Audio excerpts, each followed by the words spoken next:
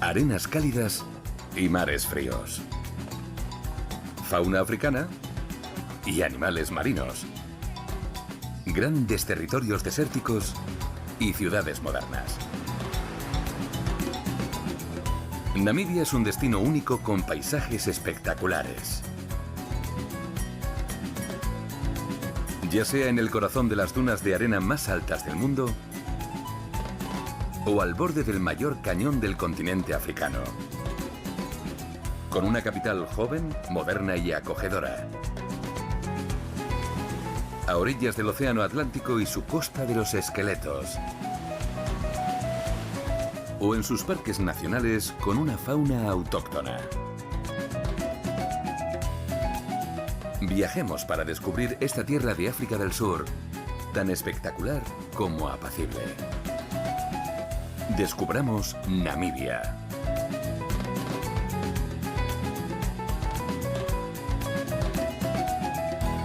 Namibia, la perla de África Austral.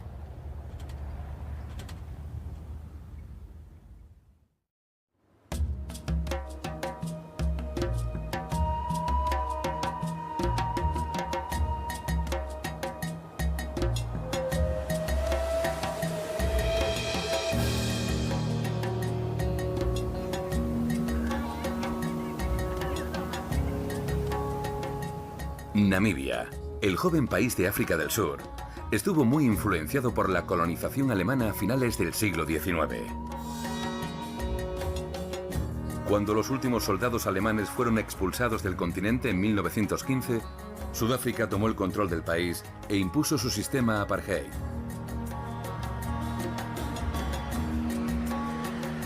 Finalmente, tras décadas de conflicto armado, Namibia obtuvo su independencia el 21 de marzo de 1990.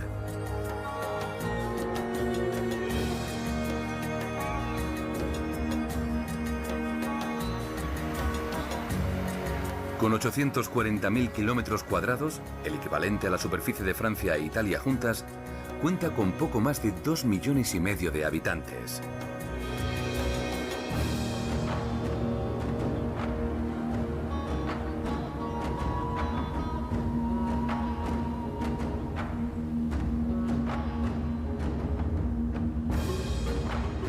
Nuestro viaje comienza en el Namib, el enorme desierto que da nombre al país. Se estima que se formó hace 60 millones de años. El Namib está considerado el desierto más antiguo del planeta. Sorprendentemente, el desierto de Namib, patrimonio de la humanidad, es muy fácil de visitar. Para ello, hay que adentrarse en las dunas de Sossusvlei, el centro de este abrasador territorio.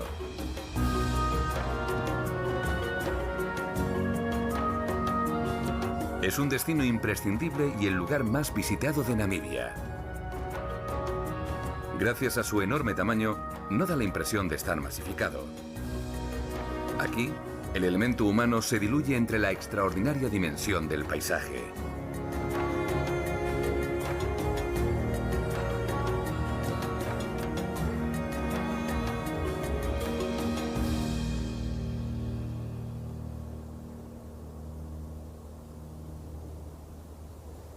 En este enclave, las dunas alcanzan los 300 metros de altura y su color ocre rojizo contrasta con el salar, el fondo de un antiguo lago ya seco y recocido por el sol del mediodía.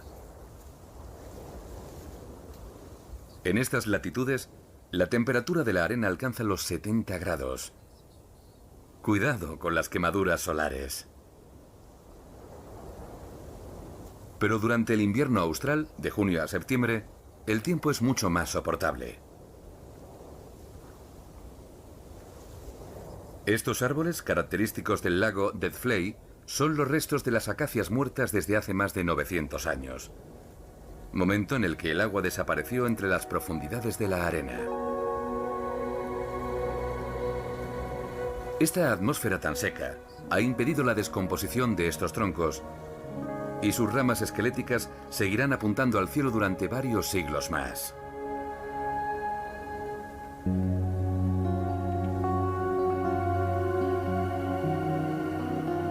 Para llegar a la costa hay que atravesar alrededor de 400 kilómetros de desierto.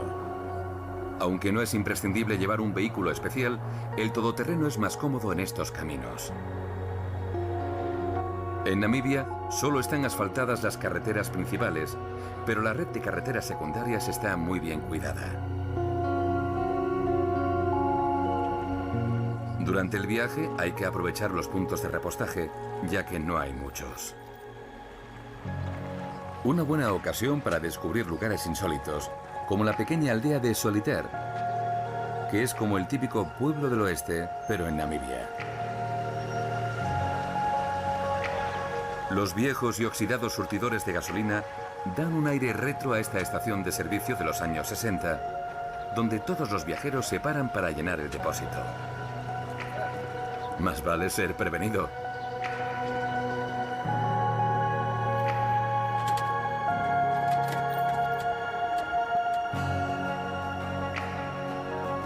Tras unos 40 kilómetros hacia el norte, una señal de tráfico indica que hemos llegado al hemisferio sur. Por este punto discurre la línea imaginaria del Trópico de Capricornio, uno de los 5 paralelos del planeta que delimita la zona dentro de la cual el Sol alcanza su cenit en el solsticio de invierno.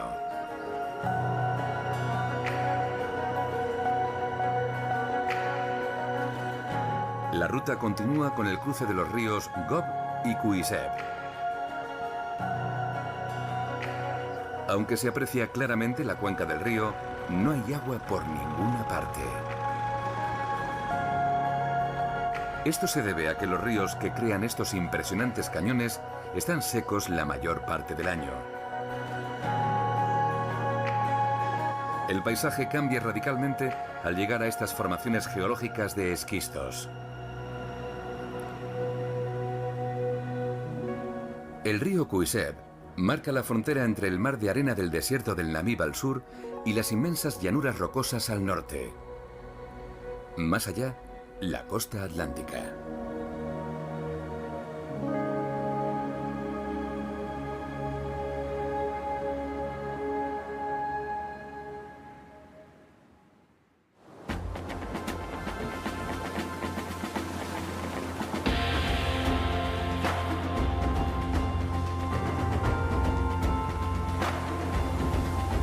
Swakopmund, o Swakop, como les gusta llamarla a los namibios, es la principal ciudad costera del país.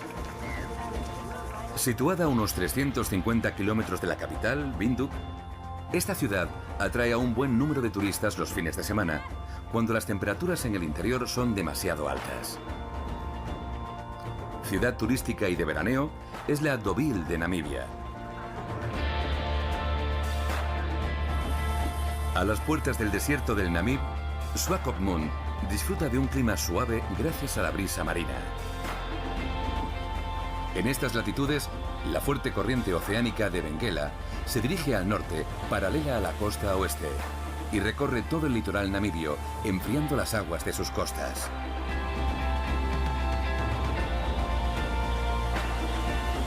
En Swakopmund, el mar se une al corazón de la ciudad a través de un embarcadero de madera.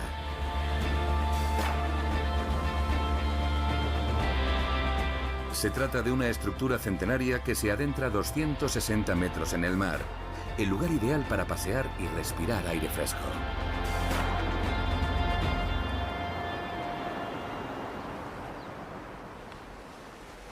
La ciudad, que se encuentra a las puertas del desierto, muestra claramente sus orígenes alemanes. Merece la pena pasear por las calles del centro para descubrir sus bellas casas históricas. El antiguo hospital, hoy convertido en hotel. El cuartel militar, construido a principios de 1900, sede del ejército colonial del Imperio Alemán. También merece la pena visitar la casa Hohenzollern. Se utilizó como hotel durante muchos años, luego fue una oficina administrativa y finalmente se convirtió en viviendas particulares. Declarado Monumento Nacional en 1983, la arquitectura del edificio es típica de la época colonial alemana.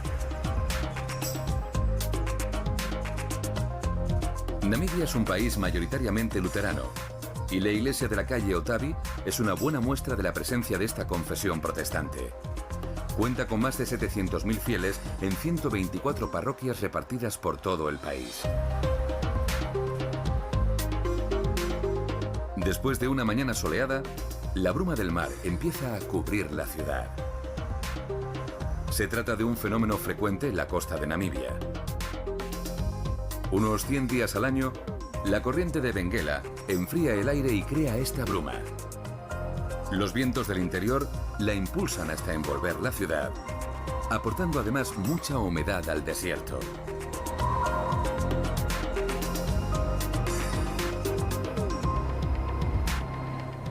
Las primeras dunas de arena se encuentran a las afueras de Swakopmund y la gente viene hasta aquí para deslizarse ladera abajo, pero sin telesillas para subir.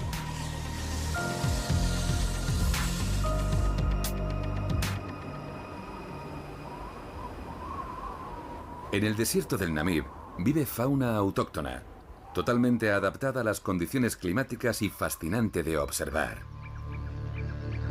Para ello se puede recurrir a los guías naturalistas locales. La agencia más conocida de la ciudad es Tommy's Living Desert Tour. Sus guías son especialistas en el desierto y llevan a los visitantes lo más cerca posible de la naturaleza salvaje. Proximidad garantizada. El escorpión peludo gigante no es fácil de ver, pero molestarlo puede ser peligroso, ya que su veneno contiene neurotoxinas mortales para el ser humano.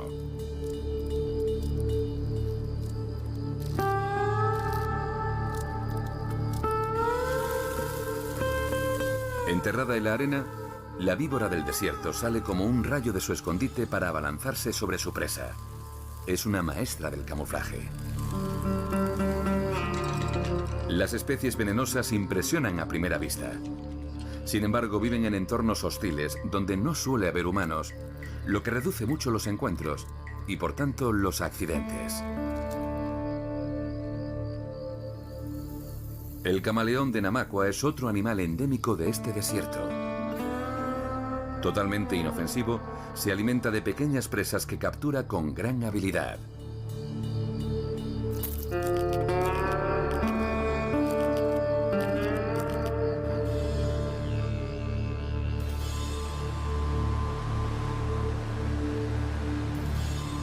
Saliendo de la ciudad rumbo norte, se llega a la costa de los esqueletos. Este litoral es uno de los más peligrosos del mundo debido a sus fuertes corrientes, al oleaje y a su densa niebla. Es una costa impresionante y muy temida. Prueba de ello son los numerosos pecios que la adornan. El arrastrero Ceila encalló en la madrugada del 25 de agosto de 2008, afortunadamente sin causar víctimas. Mientras iba remolcado por otro buque hasta un lugar de desguace, el cable de remolque cedió con la fuerza brutal de las olas. Actualmente, su armazón oxidado es propiedad exclusiva de los cormoranes del Cabo.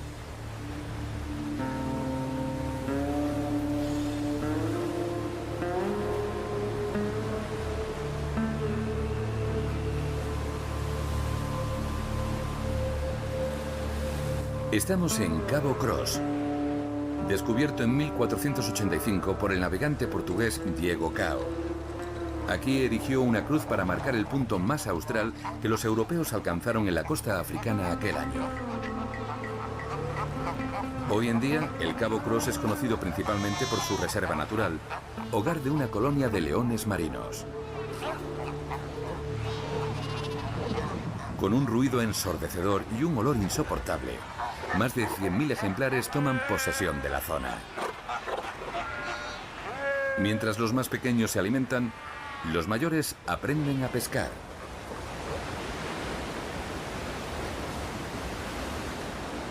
Salvo algunas pequeñas riñas, la vida transcurre pacíficamente.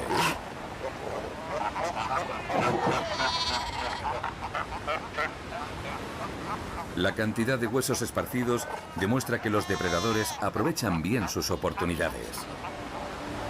Los chacales de lomo negro, depredadores y carroñeros, son auténticos oportunistas.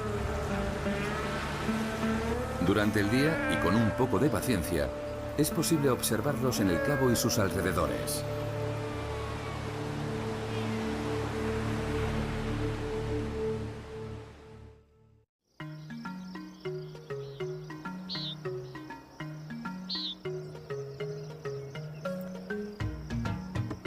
Camino al este nos encontramos con Spitzkoppe. El pico más alto alcanza los 1728 metros. Este macizo es una de las curiosidades geológicas de Namibia. Se trata de un monte-isla, una montaña con cierta pendiente y cima redondeada que aparece aislada.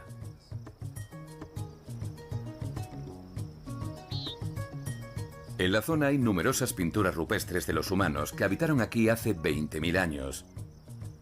El yacimiento del paraíso de los bosquimanos es el más visitado. Estas pinturas, que datan de hace unos 4.000 años, están consideradas una de las mejores colecciones de arte rupestre de Namibia. Las pinturas representan los animales que habitaban en estas llanuras: kudús, cebras, rinocerontes y sus depredadores.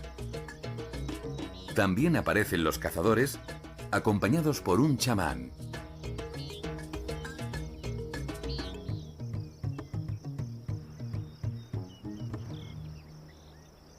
Durante el día, el visitante puede cruzarse con pequeños animales que viven en las rocas.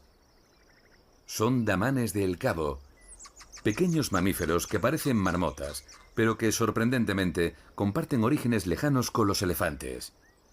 Estos tranquilos herbívoros viven en colonias y se alimentan de hojas de acacia.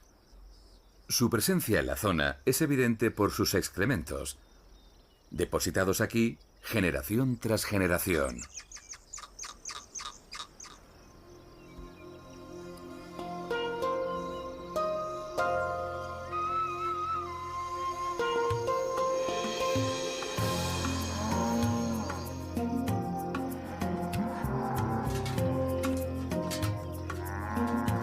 Namibia es un auténtico mosaico de culturas y tradiciones y un buen ejemplo de diversidad.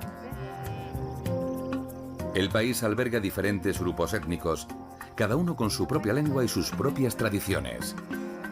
Los Herero son una etnia bantú que también vive en Angola y Botsuana. En Namibia representan alrededor del 10% de la población del país. Visitamos la aldea de Ombu, a 48 kilómetros de Otibarongo. Una oportunidad única para descubrir a este pueblo acogedor y orgulloso de sus orígenes. Esta aldea de Ombu se distingue de otras por su autenticidad, ya que es el hogar permanente de una familia herero.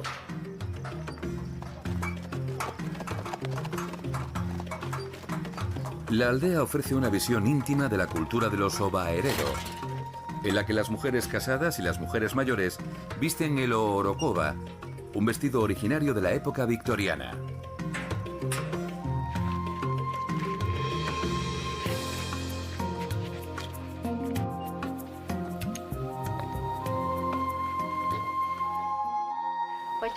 Esto de aquí es piel de animal.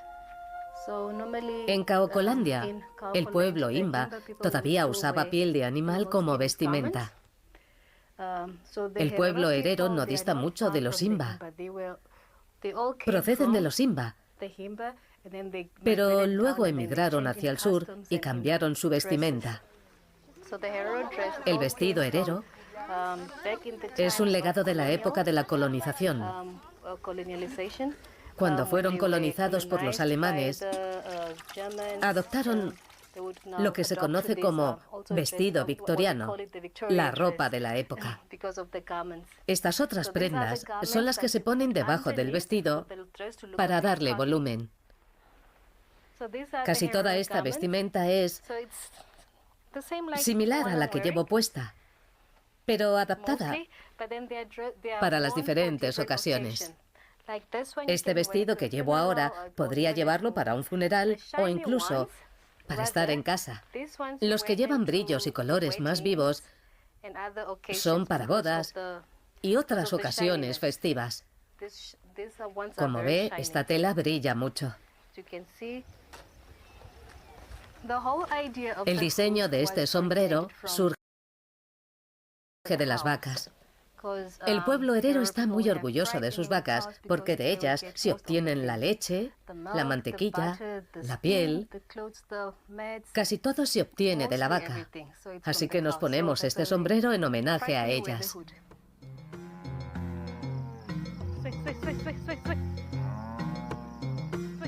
Para esta comunidad ganadera, la vaca es símbolo de riqueza. Cuanto mayor es el rebaño, más rico es el pueblo y más importante es su propietario. Por eso, toda la cultura tradicional de los herero se basa en los productos derivados de la vaca.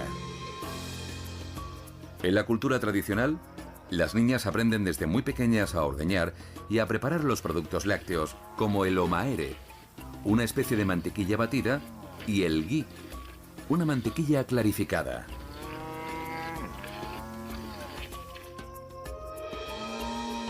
Las mujeres también preparan una especie de puré a base de harina de maíz blanco y que se sirve con los platos tradicionales namibios.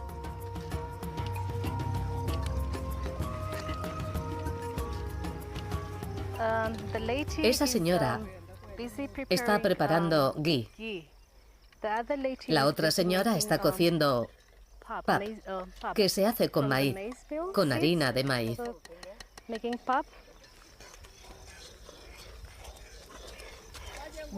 El omaere, la mantequilla batida, se mezcla con la harina de maíz para hacer ese delicioso puré cremoso de cereal que tomamos de desayuno. Como verá, la mujer herero está sentada mientras vierte la leche. No está permitido estar de pie mientras vierte la leche. Tiene que estar sentada. Ahora se mezcla todo. Es igual que cuando mezclamos pap con leche. Ahora mezclamos el omaere con la pasta. Todos los días por la mañana preparamos esto. Casi todos los platos se acompañan de pap. Cuando hacemos carne también, para comerlo con la salsa. Es parte de nuestra tradición. Las tradiciones tienden a desaparecer, pero la aldea de Ombu tiene el gran mérito de dar valor a su cultura y al modo de vida del pueblo ovaherero, y conectan a los visitantes con su realidad actual.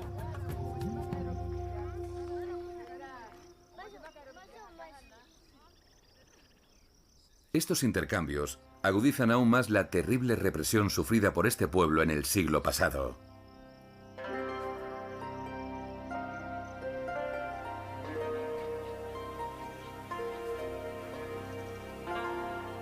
A una hora de Otibarongo, encontramos el extremo occidental del desierto del Kalahari.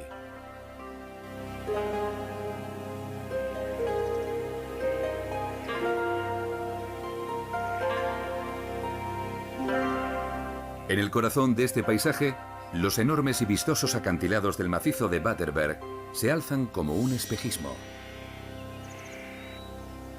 El 11 de agosto de 1904 tuvo lugar aquí la sangrienta batalla de Waterberg, que enfrentó a la resistencia herero, dirigida por su líder Samuel Maharero, contra las tropas del Imperio alemán. Derrotados, los herero huyeron al desierto. Fue entonces cuando el comandante de las tropas alemanas, Lothar von Trotha, escribió una orden de exterminio de los hereros y los namas. Este acto está considerado como el primer genocidio del siglo XX. 100.000 hombres, mujeres y niños fueron perseguidos y asesinados. Un episodio traumático en la historia de Namibia.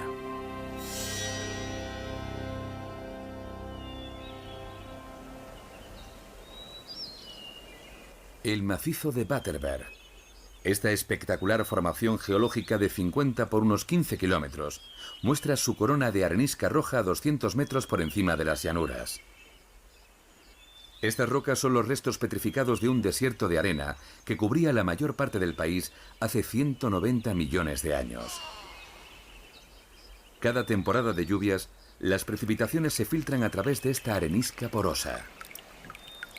El macizo absorbe el agua como una esponja, redistribuyéndola a lo largo de la ladera a través de numerosos manantiales. Este entorno contrasta con la aridez de las llanuras circundantes. El Waterberg, cuyo nombre significa montaña de agua, es un auténtico oasis en el corazón de la sabana seca.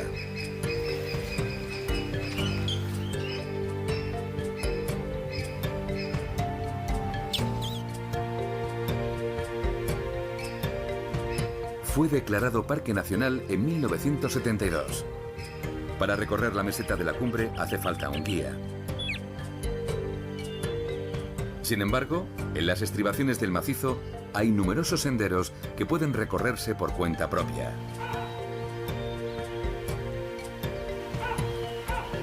En lo alto de los acantilados, un grupo de babuinos chacma disfruta de los rayos de sol matutinos. Acaban de pasar la noche en los acantilados a cubierto, lejos de los depredadores de las llanuras.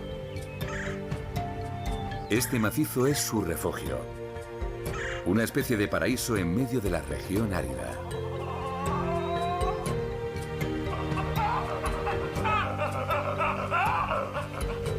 Curioso por naturaleza, el babuino demuestra tener una gran inteligencia. Tienen un comportamiento social activo y se comunican mediante gritos, posturas corporales y expresiones faciales que dominan a la perfección.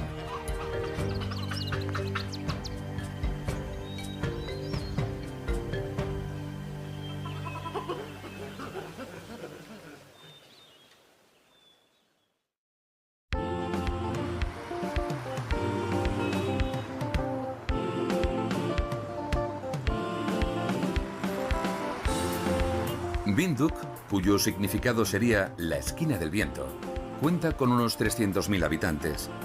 Es una ciudad moderna y muy agradable para vivir.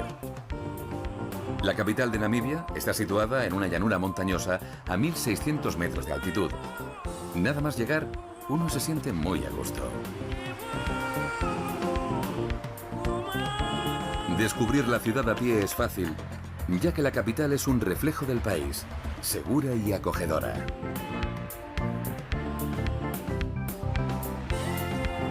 En muchos aspectos, el centro de la ciudad aún conserva huellas de la antigua presencia alemana, como en la Avenida de la Independencia, el barrio empresarial.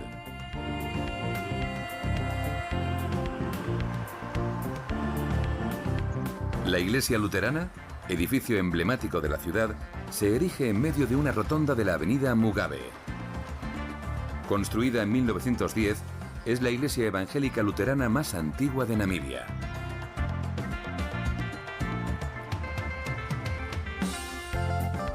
Junto a ella se encuentra el monumento a la independencia y la estatua del expresidente Sam Nujoma, considerado el padre de la nación namibia. Fue una de las figuras clave en la independencia del país.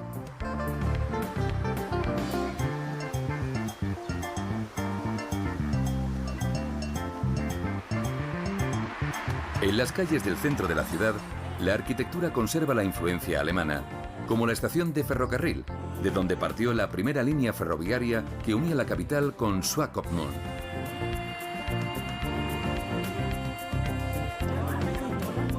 En la zona peatonal, cerca del mercado de artesanía, se exponen fragmentos del meteorito de Gibeon, descubierto en 1836 en el sur del país. Los fragmentos hallados en el desierto han permitido calcular que tenía un peso total de 26 toneladas, lo que lo convierte en uno de los meteoritos más grandes identificados hasta la fecha. Como ciudad de entrada al país, la capital está situada en un cruce de caminos que da acceso al resto del país a través de su red principal de carreteras.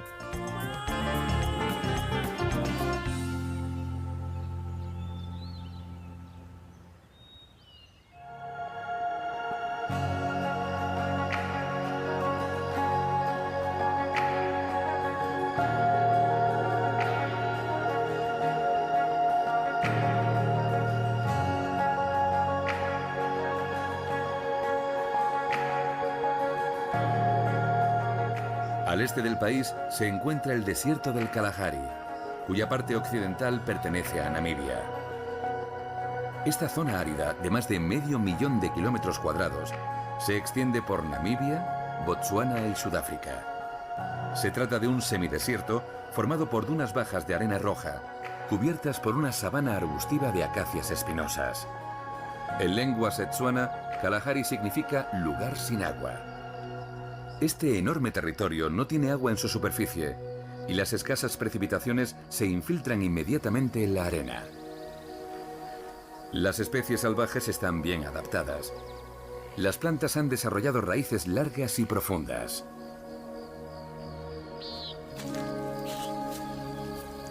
Los animales también se han adaptado.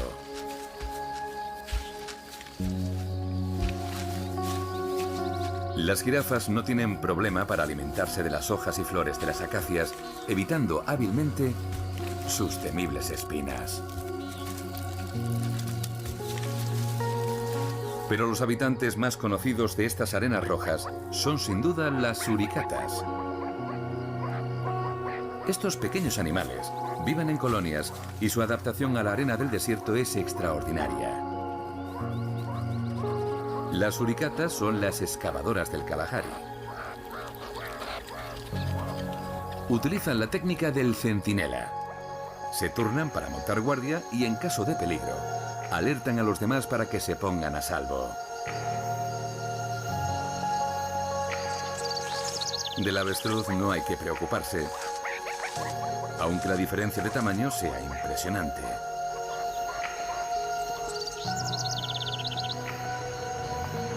Los seres humanos también han conseguido la hazaña de establecerse aquí.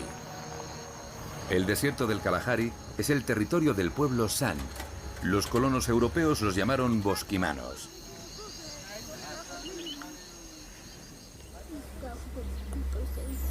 Su presencia en Namibia está acreditada por pinturas rupestres de hace unos 20.000 años.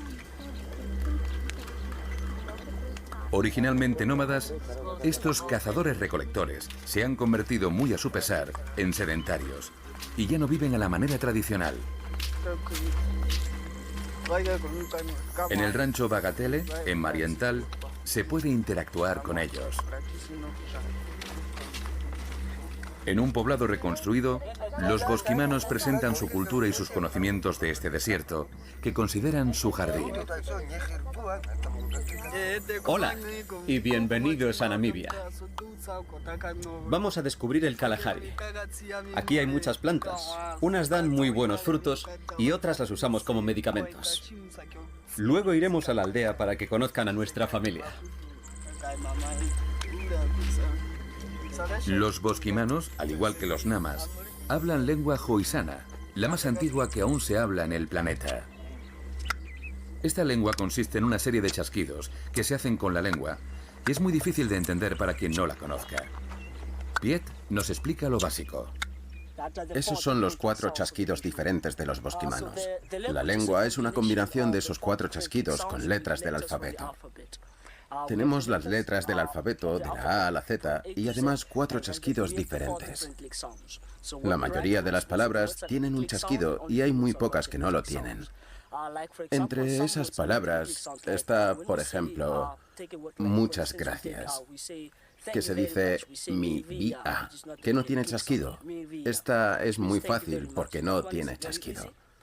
Pero al decir muchas otras palabras, sí que ponemos el chasquido. Cuando escribo un nombre propio, sí utilizo el chasquido y las letras del alfabeto. Esto se pronuncia así. Y es un nombre propio de persona. Este es el símbolo del chasquido.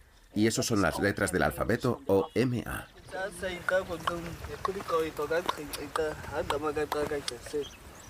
Antiguamente, los bosquimanos dependían totalmente de los recursos del desierto, por lo que debían conocer perfectamente su entorno. Utilizaban las plantas como alimento y como remedios medicinales.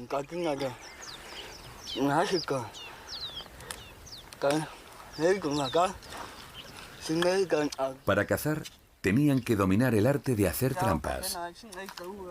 Esta, colocada en el suelo, se utilizaba para capturar un avestruz. Como dijo una vez un sabio bosquimano, el avestruz tiene los ojos grandes, pero el cerebro diminuto.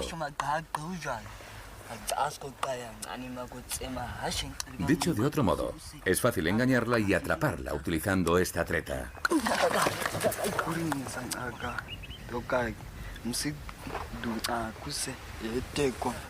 Estos hombres, acostumbrados a correr hasta 40 kilómetros diarios por el desierto, utilizaban plantas y raíces para calmar la sed. El huevo de avestruz, elemento fundamental de la cultura bosquimana, servía como recipiente de agua una vez vacío. Se utilizaban como cantimploras y los enterraban en la arena en lugares bien señalizados y repartidos estratégicamente por el territorio. Al estar escondidos, los cazadores podían contar con esta preciada reserva de agua para saciar su sed.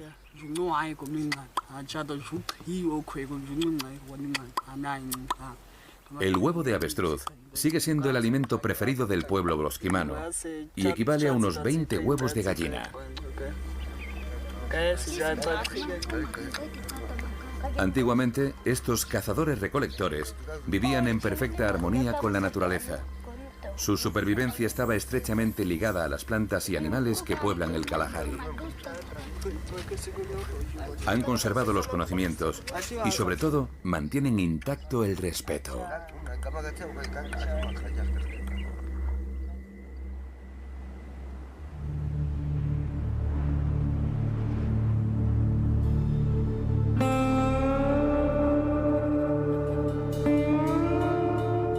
El sur de Namibia, en la frontera con Sudáfrica, es una región poco frecuentada por los turistas europeos, pero bien merece una visita. La región de Keetmanshoop es parada imprescindible en esta ruta. Esta parte de Namibia alberga una gran concentración de árboles karkag o koekerenbooms en afrikaans.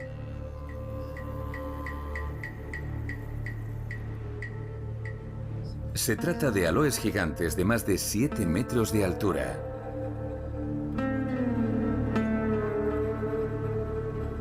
El árbol del karkag es la planta más emblemática de Namibia, al igual que el órice del cabo lo es entre los animales. Su nombre procede del uso que le daban los bosquimanos, que utilizaban sus ramas fuertes y flexibles para fabricar carcajes para sujetar las flechas.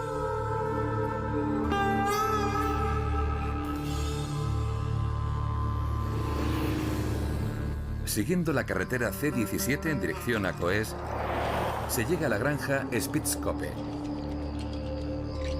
Aquí vive Riel Stimkamp, antiguo ganadero de ovejas. Gil es propietario del campamento de fósiles de Mesosaurus, conocido en todo el país y más allá de sus fronteras. En 1990, Riel y su hijo encontraron por casualidad los restos fosilizados de una criatura prehistórica. El descubrimiento fue todo un acontecimiento en el mundo científico.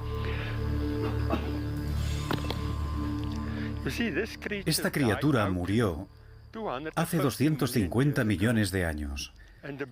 Y los grandes dinosaurios murieron hace 65 millones de años. Es mucho más antigua. Aquí vemos una pequeña parte de la cabeza, pero el hocico está erosionado.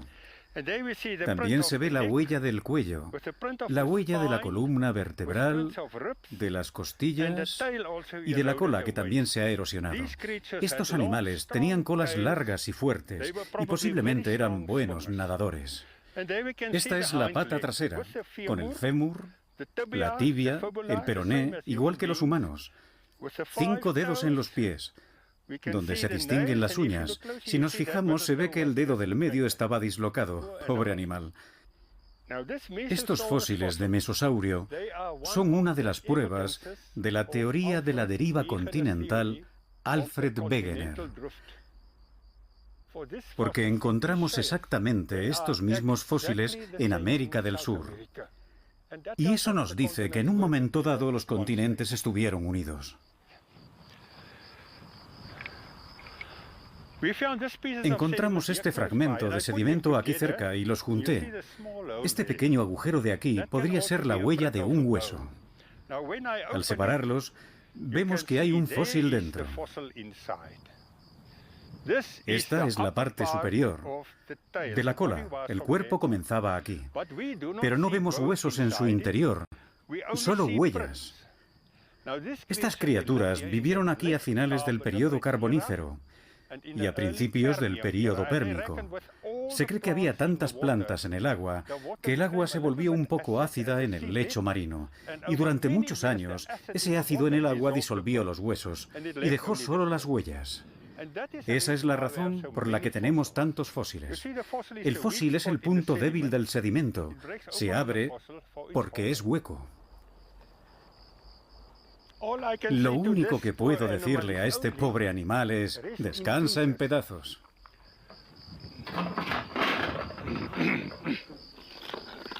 Rhyl no solo es el guardián de uno de los yacimientos de fósiles más importantes del continente africano, también tiene talento para la música. En medio de todo este caos de rocas antiguas, Rhyl no podría haber encontrado instrumento mejor que este, que data de la Edad de Piedra. Vale, usted quédese ahí, porque yo voy a tocar desde aquí.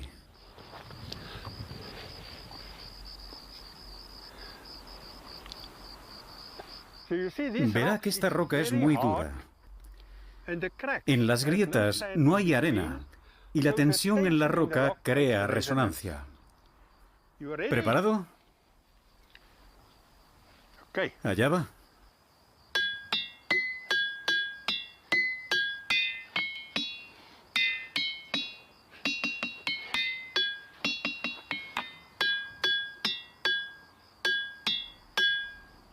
La canción de Frère Jacques. No soy muy buen músico. Llevo 10 años tocando esta roca y solo me sé 2 canciones. Adiós.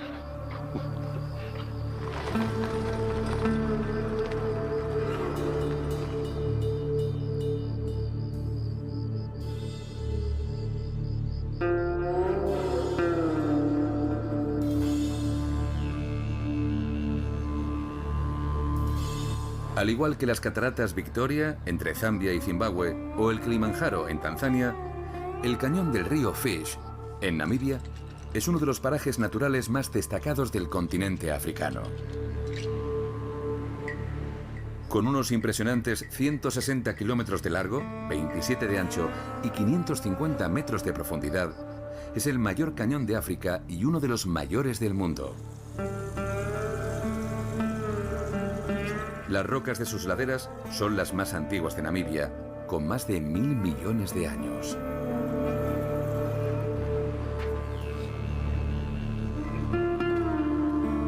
Entre abril y septiembre es posible hacer una excursión de 5 días y 85 kilómetros al corazón del cañón. Es un auténtico reto que requiere una excelente condición física y la obligación de llevar un guía acreditado. No hay que aventurarse en un entorno así a la ligera.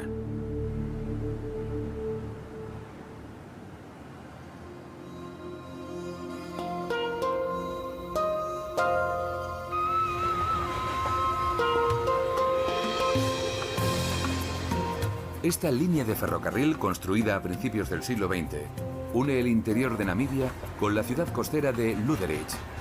Todavía se utiliza para transportar mineral. El sector minero supone alrededor del 15% del PIB de Namibia.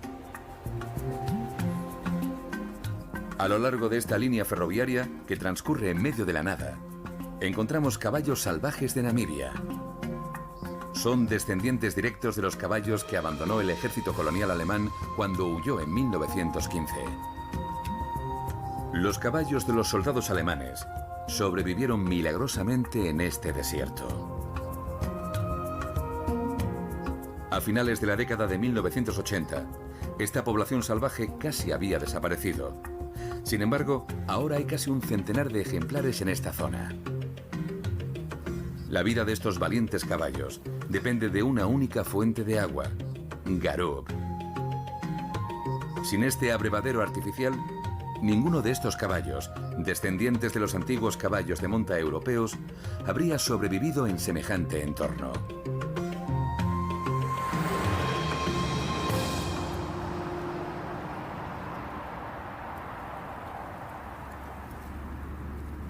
En 1884, el canciller alemán Otto von Bismarck proclamó la soberanía del Imperio alemán sobre el suroeste de África.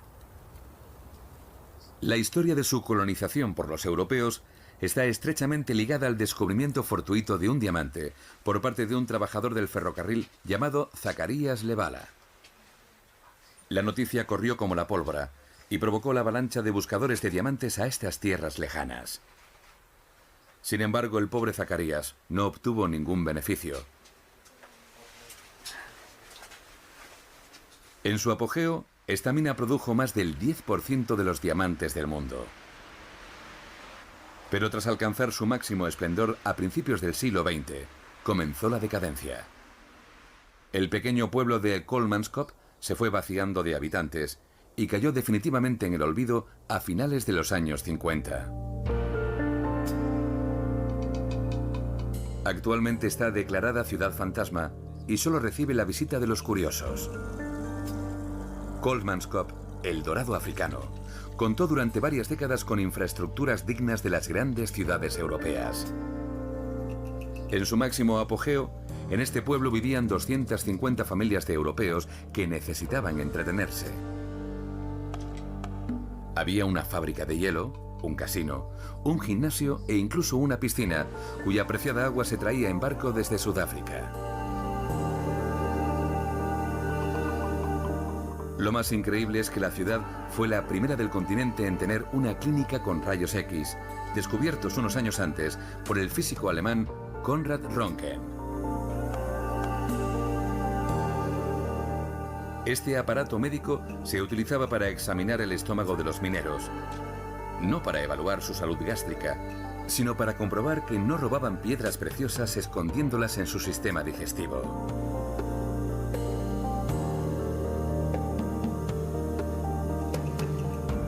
Kolmanskop es visita obligada en Namibia, ya que permite conocer una parte importante de la historia del país.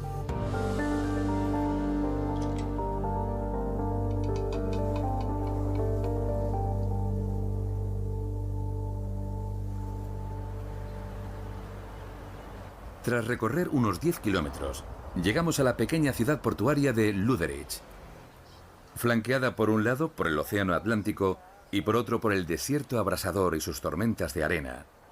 Ha prosperado en este enclave típico del lejano oeste. En 1883, Adolf Lüderitz, un rico empresario de Bremen, en Alemania, le compró este terreno costero a un jefe Nama por el módico precio de 10.000 marcos y 250 fusiles.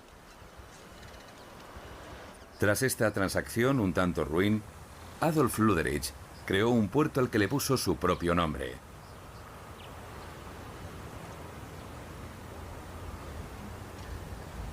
De este modo, esta posesión del empresario se convirtió en el primer protectorado del imperio. El imperio alemán proclamó así oficialmente su soberanía sobre Lüderitz Land, terreno de la actual Namibia.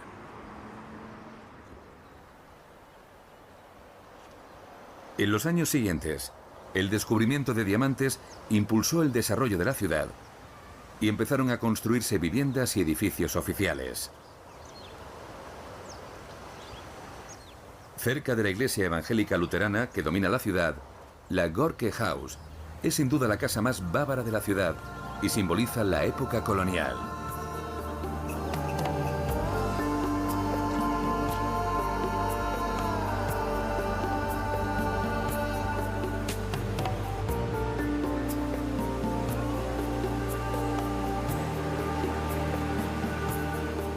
A unos 20 kilómetros de Lüderitz se encuentra Dief Point.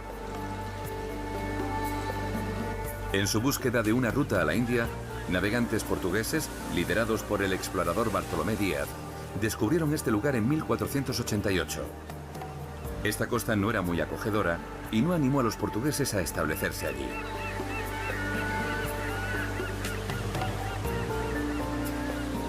En 1915 se inauguró el faro que hasta hoy señala la entrada a la bahía. El faro vigila tanto el mar abierto como las salinas. Este espacio natural es frecuentado por colonias de flamencos, ya que aquí encuentran una abundante fuente de alimento.